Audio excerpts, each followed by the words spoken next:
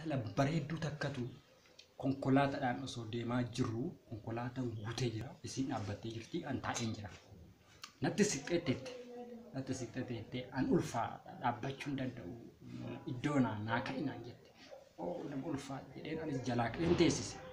Yeroon teessisee booda ka'een dhaabbadhee ija keessa ilaale shakke garuu ulfa ta'uu isii. Maali na shakkitee maaliin naan jette na gaafatte. Lakki jedheen akkanaan garagalee. Ani ulfaa erga ulfaa'eeyyuu sa'a lamaan guunne naan jette.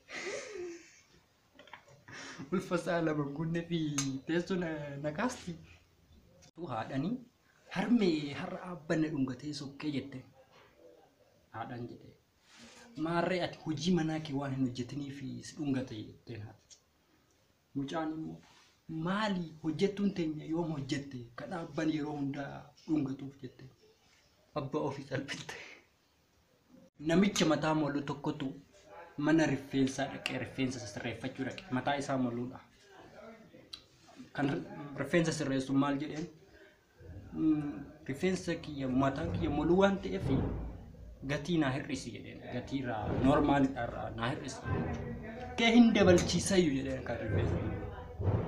Rifeensa kee barbaadee moluu kana keessa barbaadee muruun yeroo baay'ee itti fudhata waan ta'eef hir'isuu dhiisii dabalchiisas kafalchiisa jedheen. Ija tokkotu hoteela dhaqeetii hoteelli keessan iddoo bishaan itti daakamu qaba jedheen. Abbaan hoteelaa sa'aatii 24 tajaajila iddoo bishaan itti daakamu kennaa jirraa miti halkanii guyyaa jedhe. Baay'ee namatti tola maarree jedhe. Garuu sa'a 9 hanga 10tti hin jiru jedheen. Maaliif kaa jennaan? Sa'a 9 hanga 10 hansoolatu miiccamaa. Waan biraatti daaku. Haadha warraa fi abbaa warraa tokko ture rafaa jiran rafanii turanii. Hattuun balbala cabsee itti ol seene. Hattuun man isaanii saamuudhaaf yeroo saamuudhaaf haadha warraatiin maqaan kee eenyudha jedheen. Maqaan kee eenyudha jennaanii maqaan kiyyaa Ayyaantuudha jetteen.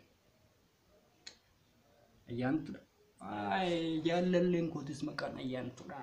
Sababuma jaalallee kootiif sintuqu jedheenis. Abbaa warraatidha. Abbaa warraatiin maqaan kee eenyudha jedheen. Namoonni naannoo keenya anaanis Ayyaantuudha jedheen. Akka isa dhiisuuf akka rukunneef. Akkamitti akkana jedhe. Biqaa dhiiraa Ayyaantu jira.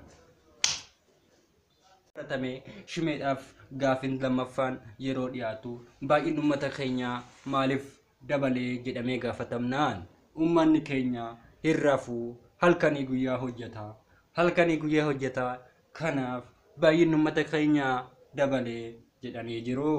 Deebii isaanii gabaasa kana kan arganne oduma isaaniitirraayi. Darbee Shimallis Abdiisaa Zinnaash Taayyaachoo wajjin mana barumsaa yeroo eebbisanitti haasaa taasiseen gifti dureen teenya yeroo darbee goromtii turanii jedhuun isaanii ni beekama. Ishiin garuu ijoollee 3 qabdi. Akkamitti goromtii taatee argamte? Kanaaf gaafileen hedduu irratti ka'anii jiru. Akkamitti goromtii turan jedhee dhiyeesse jedhanii kuni ta'uun qabu. Akkamitti goromtii taati namni ijoollee 3 qabu? Kuni kan ta'e garuu guutuu viidiyoo isaa yoo dhageeffattanii mana barumsa wayii maqaa isaa goromtii jedhamutu jira. San jechuu barbaadetti isiin garuu goromtii miti. Isinillee baay'een uummata keenya kana caalaa akka dabalu yoo barbaadan halkaniif guyyaa hojii keessan hin dhaabinaa, itti fufaa.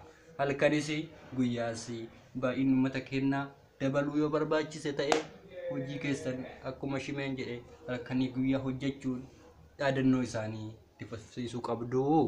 Galma isaan barbaadan kana ga'uufii qabdu. Keenya har'a oduu addaa qabannee isiniif dhufnee jirra. Hanga xumuraatitti nu waliin turaa.